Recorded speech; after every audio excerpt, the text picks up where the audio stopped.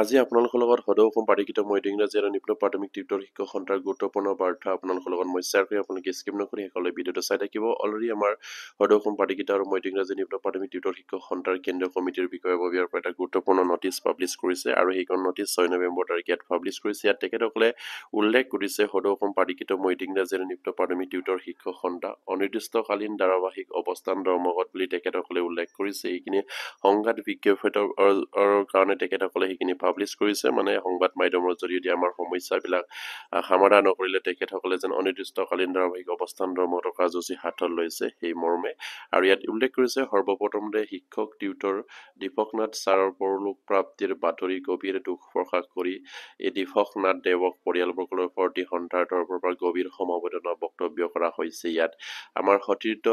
দীপকনাথ sir পৰলোক প্ৰাপ্তিৰ কথা পাই আমাৰ কেন্দ্ৰীয় কমিটিয়ে তেখেতসকলৰ পৰিয়ালবৰ্গলৈ আপোনাৰ গভীৰ সমবেদনা বক্তব্য কৰিছে। আৰু ইয়াৰ পাছতে কৈছে যে টিউটৰ সন্থাৰ শোণিতপুৰ জিলাৰ সমিতিৰ সভাপতি দীপকনাথ উন্নত চিকিৎসাৰ অভাৱতে অকাল মৃত্যু সাৱটি লগা হৈছে বুলি ইয়াত উল্লেখ কৰিছে। আৰু দীপকনাথ ছাৰে নিশ্চয়কৈ তেখেতসকলে উন্নত চিকিৎসাৰ পৰা বঞ্চিত হোৱাৰ বাবে তেখেতসকলে মৃত্যুবৰণ হ'বলগীয়া হ'ল। কাৰণ নিশ্চয়কৈ আপোনালোকে জানে আমাৰ টিউটৰ ছাৰ বাইদেউসকলে সামান্য এটা ফাৰিটুকি পায়, সেই ফাৰিটুকিৰ জৰিয়তে তেখেতসকলৰ পৰিয়ালক পোহপাল দিয়াৰ লগতে তেখেতসকলৰ চিকিৎসা অন্যান্য খা খৰচসমূহ তাৰ পৰাই মেইনটেইন কৰিবলগীয়া হয়। আৰু ইমান কম পৰিটুকিত সেই আমাৰ ছাৰ বাইদেউসকলে কেনেকৈ মেইনটেইন কৰি চলিব পাৰে সেয়া নিশ্চয়কৈ অসম চৰকাৰে এবাৰ বিবেচনা কৰিব লাগে। আৰু সেয়ে তেখেতসকলে বিশেষকৈ আমাৰ দীপকনাথ ছাৰে উন্নত চিকিৎসাৰ অভাৱত মৃত্যু সাকলি লোৱাটো খুবেই এটা দুখৰ খবৰ আমাৰ টিউটৰ ছাৰ বাইদেউসকলৰ কাৰণে। ইয়াত আকৌ উল্লেখ কৰিছে 2021 চনত পাৰিকীকৰণৰ নামত টিউটৰ নামকৰণ হৈ সীমিত পাৰিটুকি কৰ্মৰত টিউটৰসকলৰ সমাজৰ পৰা অসংখ্য শ্ৰেণীৰ দুৰ্ভাগ্য শিক্ষককে চিৰ বিদায় লৈছে বুলি ইয়াত কেন্দ্ৰীয় কমিটিৰ ফালৰ পৰা উল্লেখ কৰিছে। এনেদৰে আমাৰ চিকিৎসকৰ অভাৱত আপোনাৰ ফাৰিটুকিৰ যিখিনি সামান্য এটা দৰমহা প্ৰদান কৰে, সেই দৰমহাৰ জৰিয়তে তেখেতসকলে উন্নত চিকিৎসাৰ পৰা বঞ্চিত হৈ আৰু এই বঞ্চিত হৈ আমাৰ টিউটৰ ছাৰ বাইদেউসকলে অলৰেডি মৃত্যুবৰণ কৰিবলগীয়া কথা কেন্দ্ৰীয় কমিটিয়ে উল্লেখ কৰিছে। আৰু ইয়াৰ পাছতে ইয়াত উল্লেখ কৰিছে সদৌ অসম পাৰিকৃত মধ্য ইংৰাজী আৰু নিম্ন প্ৰাথমিক টিউটৰ শিক্ষক সন্থাৰ অনিৰ্দিষ্টকালীন ধাৰাবাহিক অৱস্থান ধৰ্মঘট ঘোষণা কৰা হৈছে। অহা 10 নৱেম্বৰৰ পৰা গুৱাহাটীত সেই প্ৰতিবাদী কাৰ্যসূচী সন্দৰ্ভত ইতিমধ্যে অসমৰ 28 কেইখন জিলা সমিতিলৈ নিৰ্দেশনা প্ৰেৰণ কৰা হৈছে। উল্লেখযোগ্য যে নিম্ন প্ৰাথমিকৰ পৰা মহাবিদ্যালয় পৰ্যায়লৈকে টিউটৰসকলে সন্মিলিতভাৱে আন্দোলনৰ অৱতীৰ্ণ হ'ব বুলি ইয়াত উল্লেখ কৰিছে। নিশ্চয়কৈ আমাৰ সদৌ অসম মধ্য ইংৰাজী নিম্ন প্ৰাথমিক টিউটৰ শিক্ষক সন্থাৰ ফালৰ পৰা সেইটো জনোৱা হৈছে যে আমাৰ প্ৰতিগৰাকী টিউটৰ ছাৰ বাইদেউসকলে সজাগ হৈ থাকক, যিহেতু অহা 10 নৱেম্বৰ তাৰিখৰ পৰা আপোনাৰ গুৱাহাটীত সেই প্ৰতিবাদী কাৰ্যসূচী হ'ব অনিৰ্দিষ্টকালীন অৱস্থান ধৰ্মঘটৰ কাৰ্যসূচী। তাত আমাৰ নিম্ন প্ৰাথমিকৰ পৰা মহাবিদ্যালয় পৰ্যন্ত সকলো টিউটৰ ছাৰ বাইদেউসকলে অংশগ্ৰহণ কৰিব আৰু তেখেতসকলে এই আন্দোলনত হয়তো অৱতীৰ্ণ কৰাৰ ইয়াত উল্লেখ কৰিছে। সন্মিলিতভাৱে আন্দোলনত তেখেতসকলে অৱতীৰ্ণ হ'ব আৰু সেইবাবে প্ৰতিগৰাকী টিউটৰ ছাৰ বাইদেউসকলক এই 10 নৱেম্বৰ তাৰিখত ওলাই আহিবৰ কাৰণে আমাৰ কেন্দ্ৰীয় কমিটি পালৰ পৰা বিনম্ৰভাৱে অনুৰোধ জনাইছে। আৰু ইয়াৰ পাছতে কৈছে যে 2021 চনৰ 5 ফেব্ৰুৱাৰীত প্ৰায় 16,000 টিউটৰক পাৰিকীকৰণ কৰাৰ সময়ত মাত্ৰ 10,700 টকা সীমিত মজুৰি নিৰ্ধাৰণ কৰি চৰকাৰে আশ্বাস দিছিল যে পৰ্যায়ক্ৰমে শিক্ষক পদলৈ উন্নতি কৰা হ'ব, কিন্তু এতিয়ালৈকে সেই প্ৰতিশ্ৰুতি বাস্তৱিত হোৱা নাই। বৰ্তমান মুখ্যমন্ত্ৰীৰ লগতে তৎকালীন শিক্ষামন্ত্ৰীয়ে দিয়া প্ৰতিশ্ৰুতি ভংগ হোৱাৰ ফলত টিউটৰ সমাজক দীৰ্ঘদিনীয়া হতাশাত আৰু ক্ষোভ সন্মুখীন হৈছে। ইয়াত কৈছে বৰ্তমান মুখ্যমন্ত্ৰীৰ লগতে আপোনাৰ তৎকালীনভাৱে শিক্ষামন্ত্ৰীয়ে যি ধৰণৰ প্ৰতিশ্ৰুতি প্ৰদান কৰিছিলে সেই প্ৰতিশ্ৰুতিবিলাক আপোনাৰ দীৰ্ঘদিন যিখিনি আপোনাৰ তেখেতসকলে প্ৰতিশ্ৰুতি প্ৰদান কৰি আছিলে সেইখিনি ভংগ কৰিছে অসম চৰকাৰৰ মাননীয় মুখ্যমন্ত্ৰী আৰু শিক্ষামন্ত্ৰীয়ে। আৰু সেই প্ৰতিশ্ৰুতি ভংগ কৰাৰ বাবে আকৌ সেই টিউটৰ ছাৰ বাইদেউসকলে দীৰ্ঘদিনীয়া হতাশাত ভুগিবলগীয়া থকাত হৈছে আৰু সেইবাবে তেখেতসকলে সেইখিনি আকৌ সিদ্ধান্ত ল'বলগীয়া হৈছে আপোনাৰ তেখেতসকলৰ যিখিনি সমস্যাক লৈ। যিহেতু মাননীয় মুখ্যমন্ত্ৰী আৰু শিক্ষামন্ত্ৰী 1 অক্টোবৰৰ পৰা দৰমহা বৃদ্ধিৰ কথাটো ঘোষণা কৰিছিলে বা তেখেতসকলে প্ৰতিশ্ৰুতি প্ৰদান কৰিছিলে, সেই প্ৰতিশ্ৰুতি শিক্ষামন্ত্ৰীয়ে অলৰেডি ভংগ কৰিছে আৰু ভংগ কৰাৰ হেতুকি আমাৰ টিউটৰ ছাৰ বাইদেউসকলে আকৌ ধাৰাবাহিকভাৱে অহা 10 নৱেম্বৰ তাৰিখৰ পৰা আন্দোলনৰ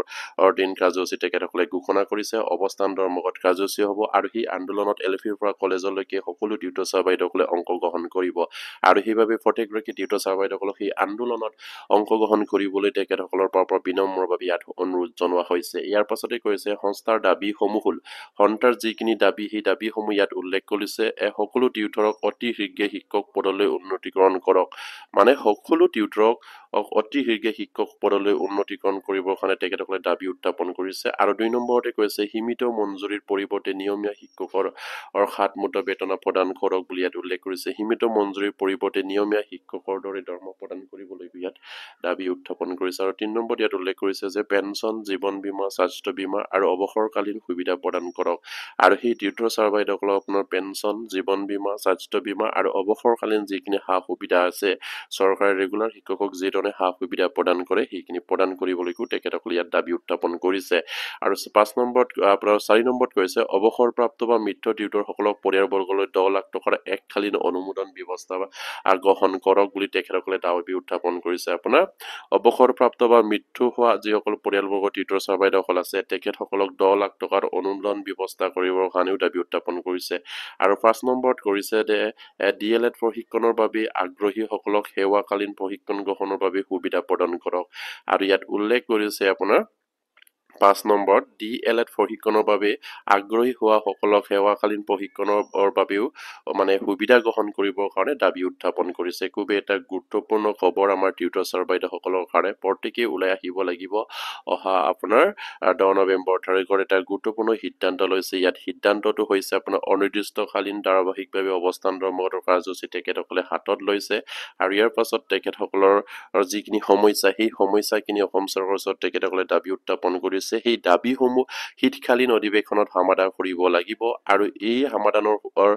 ফত বিচাৰি আমাৰ টিউটৰ ছাৰ বাইদেউসকলে 10 নৱেম্বৰ তাৰিখৰ পৰা ধাৰাবাহিক এটা আন্দোলনৰ সিদ্ধান্ত লৈছে অৱস্থান ধৰ্মগত কাৰ্যসূচী হাতত লৈছে তাত 40 গৰাকী টিউটৰ ছাৰ বাইদেউসকলে অংশগ্ৰহণ কৰাটো বাধ্যতামূলক বুলি ইয়াত উল্লেখ কৰিছে আৰু ইয়াৰ পাছতে তেখেতসকলে উল্লেখ কৰিছে সকলো সদস্য শুভাকাংক্ষিক আৰু সমৰ্থকসকলক এই আন্দোলনত সফল কৰিবলৈ আহ্বান জনোৱা হৈছে 10 নৱেম্বৰৰ পৰা অসমৰ বৈষম্য কৰ্মজীৱন অতিবাহিত কৰি থকা সকলো টিউটৰ ঐক্যবদ্ধ উপস্থিতিয়ে সেই চৰকাৰক গুৰুত্ব সহকাৰে সমাধান কৰিবলৈ বাধ্য কৰিব বুলি তেখেতসকলে ইয়াত উল্লেখ কৰিছে আৰু 40 গৰাকী টিউটৰ ছাৰ বাইদেউসকলে নিশ্চয়কৈ অংশগ্ৰহণ কৰিলে সেইখন চৰকাৰে গুৰুত্ব সহকাৰে আমাৰ সমস্যাখিনি সমাধান কৰাৰ এটা সিদ্ধান্ত কৰিব বুলি তেখেতসকলে অনুমান কৰিছে ইয়াৰ পাছতে কৈছে যে চৰকাৰে ন্যায়সংগত সেই দাবীসমূহ সন্তুষ্টিদায়ক নিধনৰ ব্যৱস্থা গ্ৰহণ নকৰা পৰ্যন্ত আন্দোলন অবিৰত থকাৰ কথা জনোৱা হৈছে ইয়াত উল্লেখ কৰিছে চৰকাৰে যেতিয়ালৈকে ন্যায়সংগতভাৱে সেই দাবীসমূহ যদি অসম চৰকাৰে যদি আপোনাৰ সমাধান কৰিব নিবিচাৰে বা যেতিয়ালৈকে তেখেতসকলে সমাধানৰ এটা পথ উনুলিয়াই তেতিয়ালৈকে সেই আন্দোলন ধাৰাবাহিকভাৱে চলি থাকিব বুলি ইয়াত উল্লেখ কৰিছে সেইবাবে 40 গৰাকী টিউটৰ ছাৰ বাইদেউসকলে সাজু হৈ থাকক 10 নৱেম্বৰ তাৰিখৰ পৰা ধাৰাবাহিক এটা আন্দোলনৰ সিদ্ধান্ত অসম চৰকাৰে লৈছে আৰু সেই আন্দোলনত সফল হ'বই লাগিব আমাৰ টিউটৰ ছাৰ বাইদেউসকলে সেইকাৰণে আমাৰ কেন্দ্ৰীয় কমিটিৰ বিষয়ববীয়াই আমাৰ সাধাৰণ টিউটৰ ছাৰ বাইদেউসকলক অনুৰোধ জনাইছে যে LFৰ পৰা কলেজলৈকে যিমানখিনি টিউটৰ ছাৰ বাইদেউসকল আছে আপোনালোকৰ সহায় সহযোগিতা আৰু অংশগ্ৰহণৰ তেখেতসকলে দাবী উত্থাপন কৰিছে আৰু আপোনালোকে সেই আন্দোলনত অংশগ্ৰহণ কৰিবই লাগিব যিহেতু সেই আন্দোলন আপুনি নিজৰ বাবে কৰিব আৰু নিজে ওলাই আহিব লাগিব এই আন্দোলন কাৰোবাৰ বাবে আপুনি কৰা নাই এই আন্দোলন নিজৰ বাবে আপুনি কৰিছে আৰু সেইবাবে আপুনি 10 নৱেম্বৰ তাৰিখৰ আন্দোলনত যিখিনি ধাৰাবাহিক আন্দোলন কেন্দ্ৰীয় কমিটিয়ে ঘোষণা কৰিছে এই আন্দোলনত গ্ৰহণ কৰা এটা সিদ্ধান্ত লওক আৰু সেই সিদ্ধান্তত আপোনালোকৰ এটা সুযোগ প্ৰদান কৰিছে যে আপোনালোকৰ যিখিনি সমস্যা সেই সমস্যাখিনি আপোনালোকে চৰকাৰক খুলি জনাব পাৰিব বা আপোনালোকে প্ৰতিবাদী কৰি এই আপোনালোকৰ সমস্যাখিনি চৰকাৰক অৱগত কৰাব পাৰিব বা দৃষ্টিগোচৰ কৰাব পাৰিব অন্যথা আপোনালোকৰ সমস্যাখিনি অসম চৰকাৰ কেতিয়াও সমাধান নকৰে সেয়া নিশ্চয়কৈ আপোনালোকে সেই 5 বছৰ কালত আপোনালোকে বুজি উঠিছে আৰু সেইবাবে শেষৰটো কাৰ্যকালটোত থাকোঁতে যিখিনি সময় আছে সেই সময়খিনিত আপোনালোকে নিজৰ মাত আৰু এষাৰ মাথক অসম চৰকাৰৰ হয় অসম চৰকাৰক আমাৰ টিউটৰ ছাৰ বাইদেউসকলৰ সমস্যাখিনি জনাবলৈ চেষ্টা কৰক আপুনি নিজৰ হৈ এষাৰ মাতক অসম চৰকাৰক জনাওক যে আমাৰ সমস্যাখিনি আপোনালোকে সমাধান কৰক সেয়েহে প্ৰতিগৰাকী টিউটৰ ছাৰ বাইদেউসকলক সেই আন্দোলনত অংশগ্ৰহণ কৰিবৰ কাৰণে কেন্দ্ৰীয় কমিটিৰ ফালৰ পৰা জনোৱা হৈছে LPৰ পৰা কলেজলৈকে আপোনাৰ টিচিং ষ্টাফৰ পৰা নন টিচিং ষ্টাফলৈকে সকলো কৰ্মচাৰীয়ে তাত অংশগ্ৰহণ কৰিব লাগিব ঠিক তেনেকৈ আমাৰ হয়তো 2021 চনৰ 5 ফেব্ৰুৱাৰী তাৰিখে প্ৰাধিকৰণ হোৱা আমাৰ হাজাৰ হাজাৰ টিউটৰ ছাৰ বাইদেউসকল আছে তেখেতসকলক ওলাই আহিব লাগিব আৰু আপোনালোকে ওলাই আহিলেহে নিশ্চয়কৈ অসম চৰকাৰে আপোনালোকৰ সমস্যাখিনি সমাধানৰ এটা পথ বিচাৰি উলিয়াব নিশ্চয়কৈ আপোনালোকে স্কিমত সতৰ্ক কৰিছে আমাৰ সভাপতি কাৰ্যকাৰী সভাপতি মুখ্য সম্পাদকৰ ইয়াত চিগনেচাৰ আছে আৰু সেয়েহে অহা অহা 10 নৱেম্বৰ তাৰিখে আপোনালোকে আন্দোলনৰ অংশগ্ৰহণ কৰিবৰ কাৰণে সাজু হৈ থাকক আৰু প্ৰতিগৰাকী টিউটৰ ছাৰ্ভাৰ জানে নেকি এইখিনি খবৰ পাই আপোনালোকে শ্বেয়াৰ কৰি দিব আৰু এতিয়ালৈকে যদি আমাৰ চেনেলটো ছাবস্ক্ৰাইব কৰা নাই তেতিয়াহ'লে ছাবস্ক্ৰাইব কৰিবলৈ আশা ৰাখিলোঁ নমস্কাৰ জয় আইকম